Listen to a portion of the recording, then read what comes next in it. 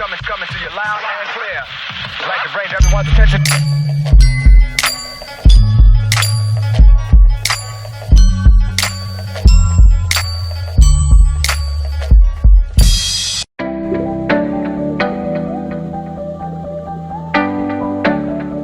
Les zones préférentielles pour le drafting, ça se situe au niveau de la hanche et aussi au niveau des pieds.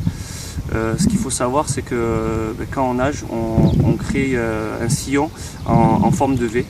Donc ce qui est très intéressant quand on nage, c'est de se situer donc, sur cette vague, ce qui nous permet d'être porté par l'autre nageur et donc d'être beaucoup plus efficace et sans pour autant forcer plus. Et l'autre zone préférentielle, donc c'est en fait au niveau des pieds du nageur, vraiment juste derrière le nageur qui nous précède. C'est-à-dire qu'il faut être capable, en nageant, de d'effleurer en fait ses pieds. Et là, on est vraiment protégé par le nageur. On va vraiment gagner beaucoup d'énergie pour la fin de la course.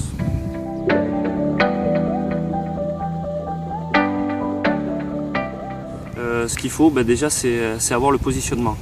Donc quand on est juste derrière le nageur de tête, ce qu'il faut être capable de faire, c'est vraiment d'effleurer avec ses mains les pieds du nageur qui est devant nous. Ça va déjà dans un premier temps nous permettre d'économiser de l'énergie, mais aussi en fait ça va nous permettre de moins lever la tête pour regarder où est-ce que l'on est en fait au niveau de la course, puisque ça va être le nageur de tête qui lui doit se diriger. Donc c'est vrai que cette économie de moins lever la tête, elle est très importante. La solution en fait, elle consiste à nager donc dans la hanche du nageur. Donc cette technique, elle est quand même un peu plus délicate, puisqu'en fait on va se situer directement au niveau de la rotation du bras de l'autre nageur, ce qui peut en fait arriver à ce qu'on prenne certains coups pendant la course. Donc voilà, après cette technique elle est un peu plus dure à aborder, puisqu'il faut vraiment arriver à se caler au niveau de la hanche du nageur, et c'est pas forcément évident de trouver le bon endroit pour se placer.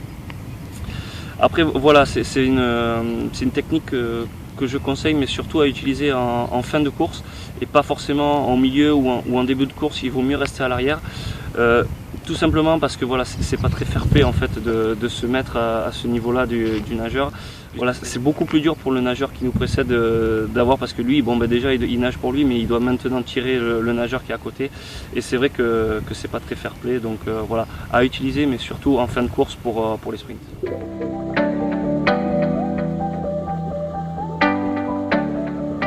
C'est vraiment un élément clé, que ce soit dans une course de triathlon ou en eau libre, puisque ça va vous permettre en fait d'économiser un maximum d'énergie pour plus tard, que ce soit pour le sprint, ou bien pour la phase en vélo ou en course à pied. Donc ce qu'il faut pour le maîtriser, c'est déjà s'entraîner. Donc ce qu'il faut, c'est déjà que vous soyez deux. Et dans un premier temps, moi ce que je vous conseillerais, c'est déjà de faire des exos sur 2 minutes où il y en a un qui va tracter l'autre. Et en fait le but du nageur qui est tracté, c'est déjà de trouver sa position, où est-ce qu'il sent qu'il économise un maximum d'énergie. Donc voilà, donc toutes les 2 minutes vous allez alterner ce genre d'exercice. Après vous pouvez passer à l'autre étape, c'est-à-dire essayer de se défaire de quelqu'un qui vous tracte. Donc ce que vous faites, c'est la personne qui est en première position, à un moment donné, il faut qu'elle essaie de partir pour que le nageur en fait qui était dans sa vague soit déstabilisé et perde en fait cette vague.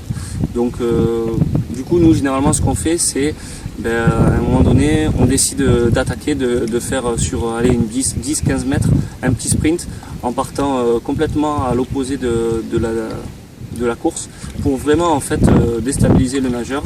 Donc voilà, donc après l'objectif du nageur qui était tracté, c'est essayer de ne pas perdre cette vague. Donc voilà, pareil, toutes les 2 minutes vous alternez, et je pense qu'après ça vous maîtriserez très bien le drafting.